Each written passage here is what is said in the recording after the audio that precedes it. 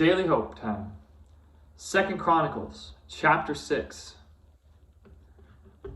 Question is, I think, how close is God? Is he near or is he far? Is he up in heaven on a throne, or is he walking around the streets of North County disguised as the broken and the needy? I wonder if for most of us the business and the busyness of life, family, work, ambitions, and yes, even ministry, can fill up our minds and our hearts with noise and activity, so much so to the point that God begins to be crowded out.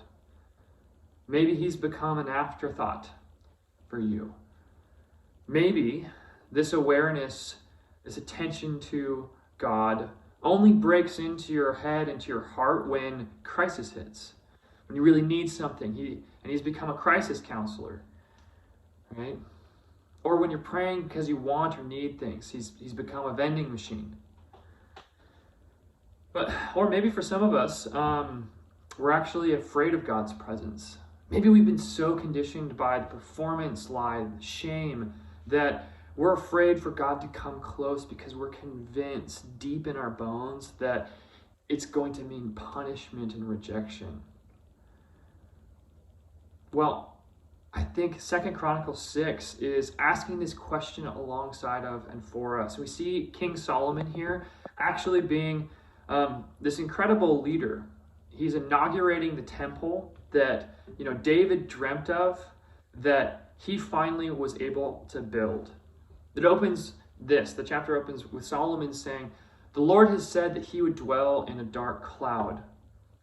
I have built a magnificent temple for you, a place for you to dwell forever." But then he goes on in verse 18, and he's praying now, and he asks this question: will God really dwell on earth with humans? The heavens, even the highest heavens, cannot contain you. How much less this temple I have built?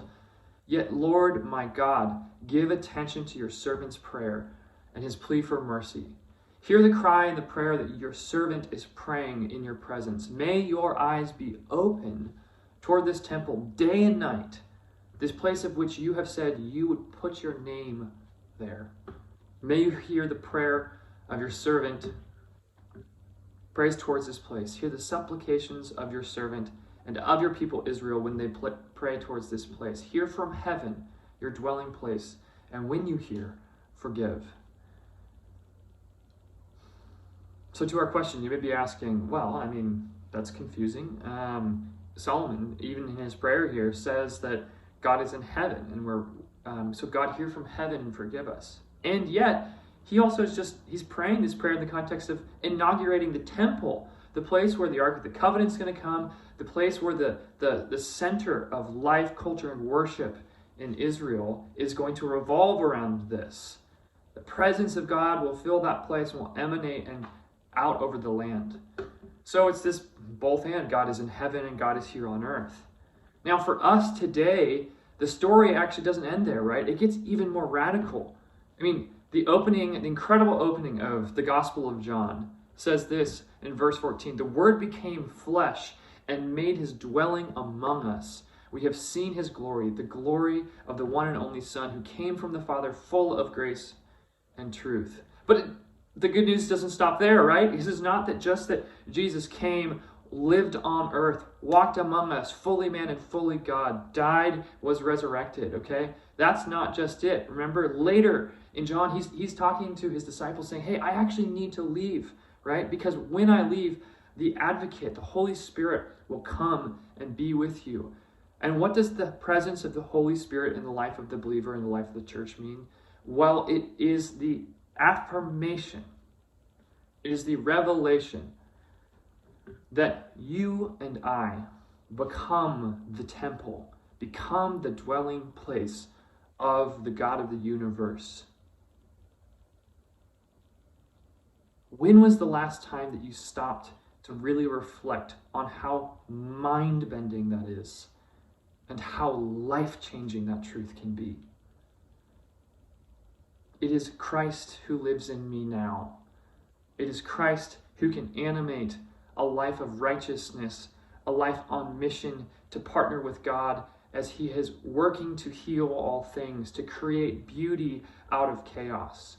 It is the Holy Spirit, God dwelling in and among us, church, that brings us the power that we need to be able to move with courage out into our neighborhoods, out into the brokenness of culture, to find the needy, to serve people where they're at, and to do all that to the glory of God. So the good news, church, the good news, yes, the church, the physical campus is where we gather as a community, and that is so important, right? It's so important. It's actually essential to gather with other believers for edification, for accountability, for confession, for support, right? To meet each other's needs emotionally and physically, financially, all that. But let us not lose sight in the midst of gathering that each of us is the dwelling place of God. May that truth ring through your head today. May it bring you deep hope, right? Because it's not that God that needs to be feared. It's not the one who has come to shame or judge you, right? No, it's the God who's come to free you, to enliven you, to empower you, to be all that he created you to be, his masterpiece. This is good news. We celebrate that God came and dwelt with Israel in the temple. But man, we should be dancing in the streets because he has come and walked among us and now lives inside of each of us. Be blessed today in this truth and with this hope, church.